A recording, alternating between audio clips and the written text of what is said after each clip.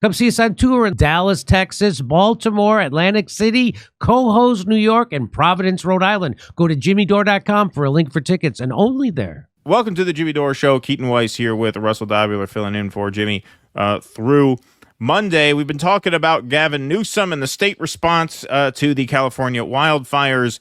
Karen Bass, mayor of the city, was not around for the start of the fires. She warned the public from halfway around the world in advance, and then came back to face the media, kind of. She ended up talking to them eventually, but not here. This looks like this is at the airport here. Just in on January 8th, L.A. Mayor Karen Bass freezes up while getting absolutely skewered by a reporter for her horrible policies. Let's take a look at this. She didn't have much to say to this guy. An apology for being absent while their homes were burning. Do you regret cutting the fire department budget by millions of dollars, Madam Mayor? Yeah, this is the best. Have you nothing to say today? So she's standing by a door. I'm assuming she's waiting for them to open that door. Today? Elon Musk says that you're utterly incompetent. Are you considering your position? Madam Mayor, have you absolutely nothing to say to the citizens today who are dealing with this disaster? To be fair, traditionally in Ghana, at swearing-in ceremonies, No they all apology chew for them? on ibogaine root. Do you think you should have been visiting Ghana while this was unfolding back home? See, now he's pointing her to the other door. He's like, oh, they're not opening this one. Oh, great. Thought I was rid of this guy. Now I have to go this way. She was hoping to get out through that door, but then that guy didn't let her out. He's like, no, you got to go that way.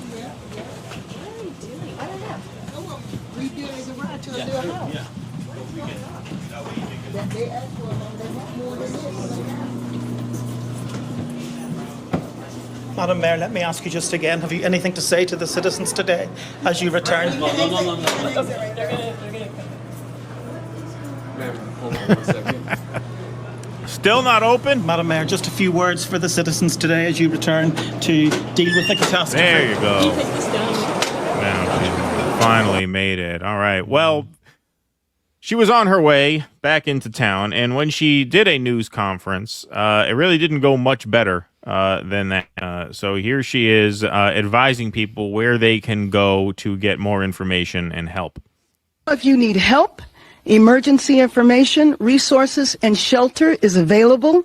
All of this can be found at URL. Los Angeles, together is how we will get through this. Through the heroism of our firefighters, the vigilance.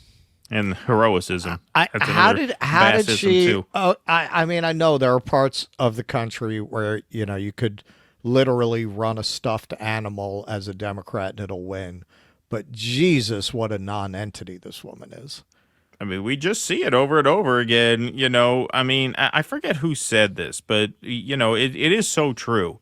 We think of like political figures as having to be exceptional, right? To ascend to a position of power and prestige, mayor of such a major city or governor of a state or president of the United States. And it's really not the case. Like, actually, politicians are a pretty mediocre crop of people because don't forget, as politicians go, mayor of Los Angeles is a very prestigious position. Sure. But people who have higher aspirations often don't go into politics for that reason, right?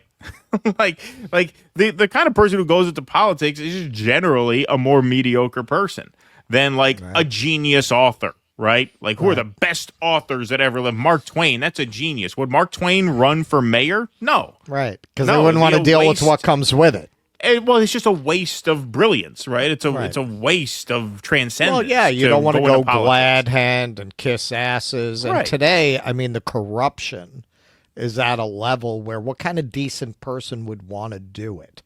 Exactly. It attracts mediocrity. Garbage in, garbage out. Right now, if you need help, emergency information, resources, and shelter is available. All of this can be found at URL. Los Angeles, together is how we will get through this. And she says it with a lot of through the conviction, heroism of our firefighters, the vigilance. Yeah, URL.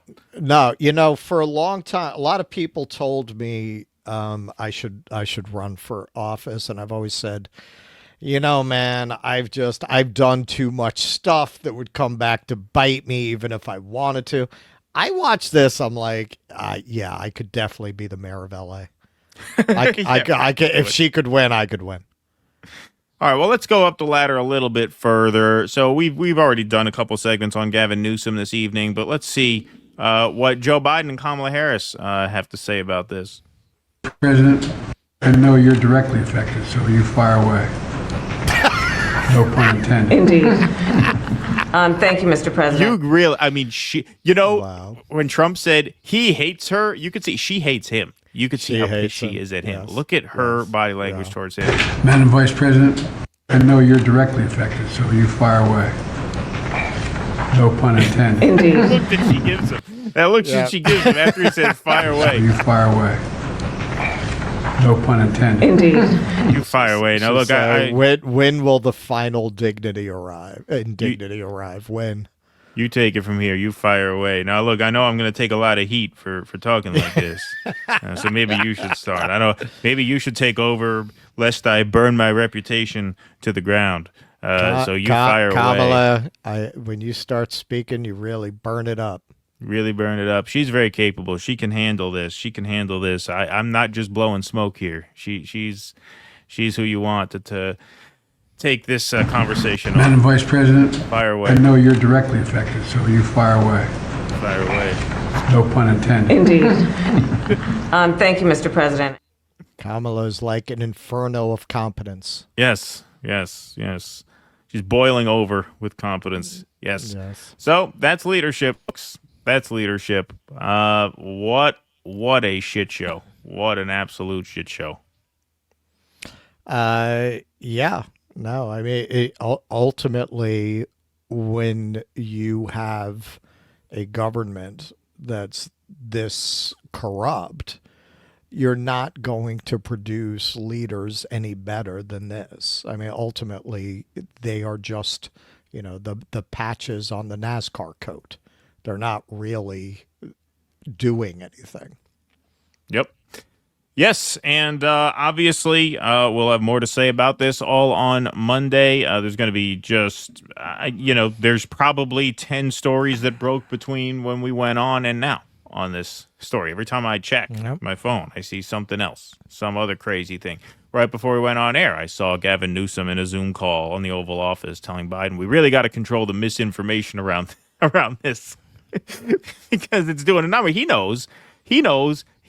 Listen, this guy, you look at a guy like Newsom, when you take a look at him, this guy was born to run for high office. I mean, this guy's been thinking he's going to be the president for the last 20 years. He's had his sights set on that. And he knows he's got to do it next time. That's his moment. And he knows this is going to ruin him.